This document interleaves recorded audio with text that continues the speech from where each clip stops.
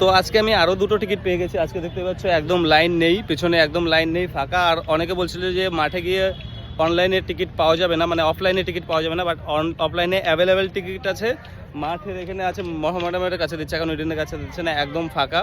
তো ব্ল্যাকে আপাতত তোমাদের নেওয়ার দরকার নেই, যাদের যাদের টিকিট নেওয়ার জলদি জলদি তোমরা ইডেনে চলে আসো। এটা মেবি 5টা অবধি খোলা থাকবে।